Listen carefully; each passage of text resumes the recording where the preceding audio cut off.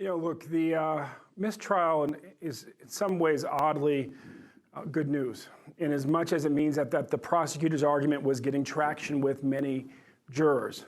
In these sorts of cases, cops are about half as likely to be convicted when charged with the same crimes as civilians, in this case, murder. And so it does suggest that the prosecutors here were perhaps being more successful than prosecutors are in most places.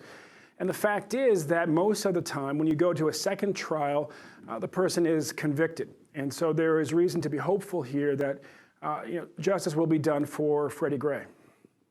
And Ben Jealous, you've been working on recommendations for reforming the Baltimore Police Department. Could you talk about what some of the recommendations are that you've been making? The first one is that we got to fire more bad cops. And the second one is that we have to stop imposing a gag order on victims of brutality. The bottom line is that we got to increase trust. I mean, we're in a city that has two crises, has 20 crises. On the one hand, murders are going up. On the other hand, we've had a sustained spate of horrible police brutality cases. And the reality is that we have to increase trust to solve more homicides, but we're not going to increase trust until people can trust that the cops will treat them fairly and not beat them up or kill them. So what are some of the recommendations that you make towards that end?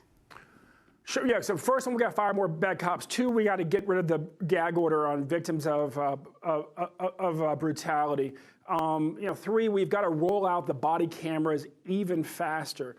We also got to shift, frankly, to more of a, we have to shift the priorities from kind of low-level drug offenses to serious crimes. Those are, I'd say, the four big ones that we've been focused on.